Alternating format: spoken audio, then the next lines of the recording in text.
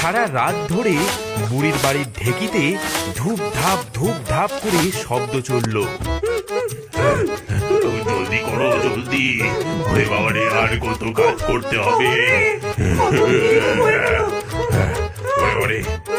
ডাইনিরা ঘাম ঝরিয়ে সব চাল গুঁড়ো করে দিল। সকালে বুড়ি দেখলো তার ধামা ভর্তি মিহি চালের গুঁড়ো। সে ভাবলো দেবতারা বুঝি তার দ্বারা সন্তুষ্ট হয়ে তার উপর কৃপা করেছেন। 3 দিন ধরে ডাইনিরা খেটে খেটে আধমরা। এবার বুড়ি পিঠে খাওয়া শেষ করে বাসি পিঠেটার দিকে তাকালো। অনেকদিন ধরে পড়ে থাকার জন্য পিঠেটার থেকে দুর্গন্ধ বেরোচ্ছে। বাসি পিঠে শক্ত ভারী, খাওয়া তো আর যাবে না। আগুনে ফেলে পোড়াই ওটা, কেউ তো খুঁজে পাবে না। পুড়ে সব ছাই হবে, মিটবে আপদ বালাই। আগুনে পুড়লেই পচা গন্ধ, বলবে আমি পালাই। আগুনে পোড়াবে এই শুনে ডাইনি পরিবারের ধৈর্যের বাঁধ ভাঙলো। মৃত্যু ভয় তাদের গ্রাস করলো। ওগো, পালাও পালাও, বুড়ি আমাদের জ্যান্ত পোড়াবে বলছে, পালাও। পিঠের ভেতর থেকে ধোঁয়া হয়ে বেরিয়ে এলো 3টে বিকট মূর্তি।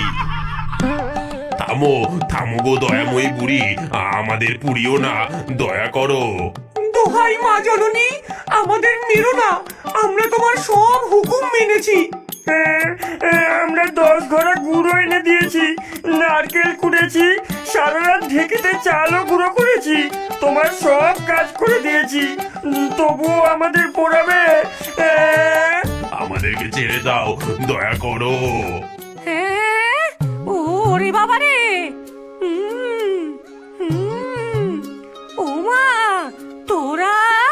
তোরাই তাহলে গত 3 দিন ধরে আমার সংসারে সব কাজ করেছিস, আমার চাল গুঁড়ো করেছিস, আমার জন্য গুঁড়ো তোরাই এনে দিয়েছিস। হ্যাঁ গো মা, ভেবেছিলাম কাজ না করলে তুমি আমাদেরকে চিবিয়ে খাবে। তোমার ওই জাদু দাঁতের কামড় খেয়ে আমরা বড্ড ভয় পেয়ে গিয়েছিলাম। ওরে বোকা ভূতের দল, আমি তোদের খাবো কেন? আমি তো পিঠে খাওয়ার ছড়া কাটছিলাম। তোরা ভয়ে ভয়ে আমার সেবা করেছিস, এমন হাড় ভাঙা খাটুনি খেটেছিস। আমি কিনা তোদেরকেই পোড়াতে যাচ্ছিলাম। আয় আয়, আমার কাছে আয় সব। তোরা ভূত হতে পারিস, কিন্তু তোরা বড় মেহনতি। যে আমার সংসারের শ্রীবৃদ্ধি করেছে, তাকে কি আমি খালি হাতে ফেরাতে পারি? আমাদের মারবে না? মারবো কেন? আজ তোদের নেমন্তন্ন। এই নে নে, আমার হাতের সেরা পিঠে, প্রাণ ভরে খা। বুড়ি নিজের হাতে তাদের পাতে গরম গরম পিঠে তুলে দিল। ডাইনি পরিবার বহুদিন পর পেট ভরে পিঠে খেলো।